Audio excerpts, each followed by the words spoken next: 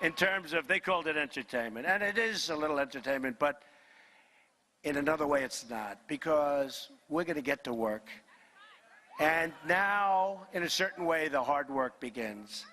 And we're going to make great trade deals. And we're going to make you so happy and so proud. And Jeff Sessions is going to make you so happy and so proud.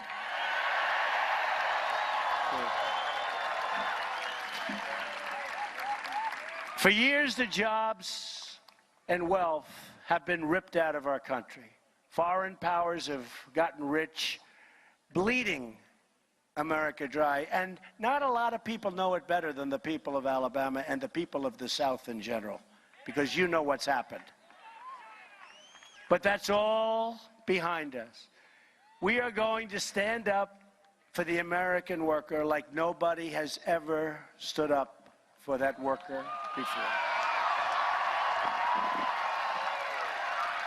Our economic agenda can be summed up in 3 very beautiful words: jobs, jobs, jobs.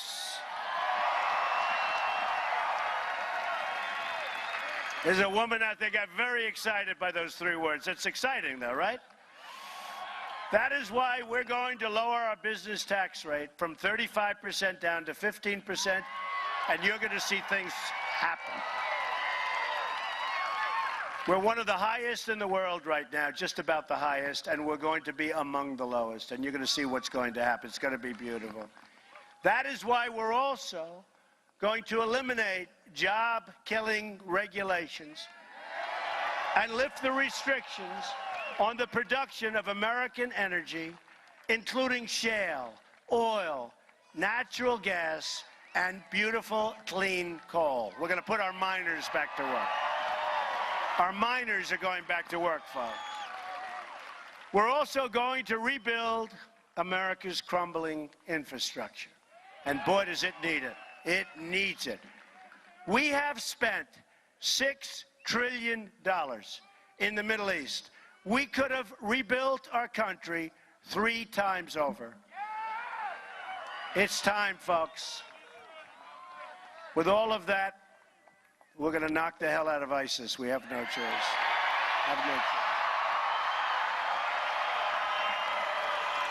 I'm asking Congress to support the construction of new roads, bridges, airports, tunnels, and railways all across this nation. And we will put our people back to work. It's time to help get Americans off welfare and back into the labor market, rebuilding this country with American hands by American workers. My administration will follow 2 very simple rules: buy American and hire American. And we're going to go back to the old days. We're going back to the old days. Remember? Made in the USA, you remember? You know, I did this last night. Let's do it again, because it's like a free poll. You know, these characters, they'll spend $1 million for a poll, and you can give me a better answer. Is it made in America or made in the USA? So let's go America first. Made in America or made in... Let's go, wait. Let's go America first and USA. Who likes made in America? Who likes made in the USA?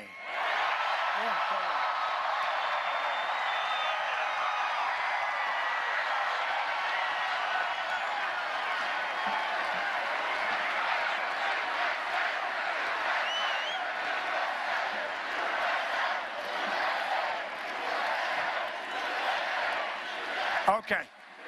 Can we do one more poll? What the hell, it's raining and miserable, but let's do another poll. Who the hell cares? We're all soaking wet by now, so it doesn't matter, right? So, Time magazine just gave me Person of the Year, right? Nice. Very nice. Always a great honor. Financial Times, the Financial Times, which is a big deal, just gave me Person of the Year. Okay, you ready? Now, remember, we have half the people here are women. And by the way, thank you, women. I did so great with women. Those polls were so dishonest with women because we did great. You know, I used to go home, my wife said, I don't think any woman in the United States is going to be voting for you based on what they just said. We did great with women. We did great with the African American community. We did great.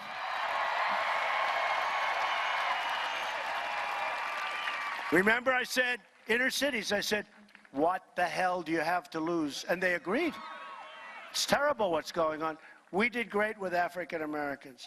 We did great with Hispanics. You know, I'm saying we're going to build a wall, but they want it also. They want their jobs protected.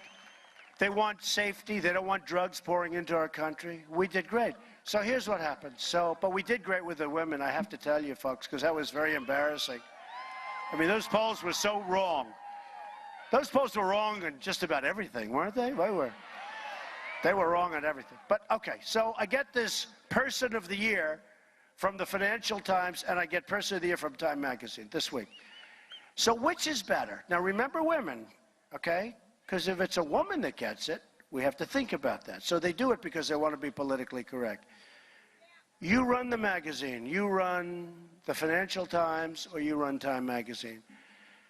Do you go Man of the Year? Thank you, darling, I love you too. Do you go Man of the Year? Or do you go Person of the Year? We'll do Person first. Which is better? Person of the Year? Wow. Or Man of the Year? That's what I think.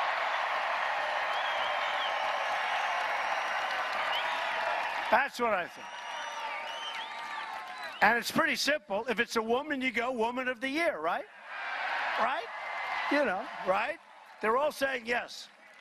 So anyway, so we had a lot of fun. We've done well.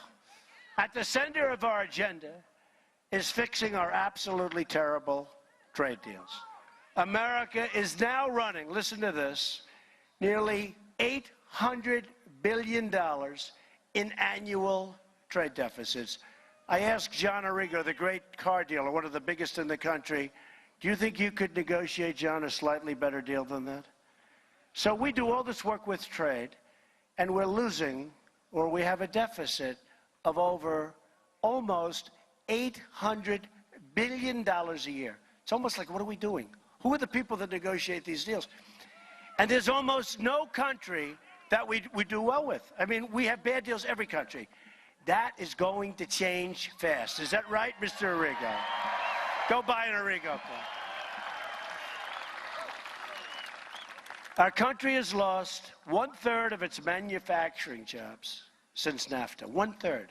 And here's one, when I first saw this, and I can say it because this is the last time I'll be speaking at a rally for maybe a while, you know? They're saying, as president, he shouldn't be doing rallies, but I think we should, right? Yeah.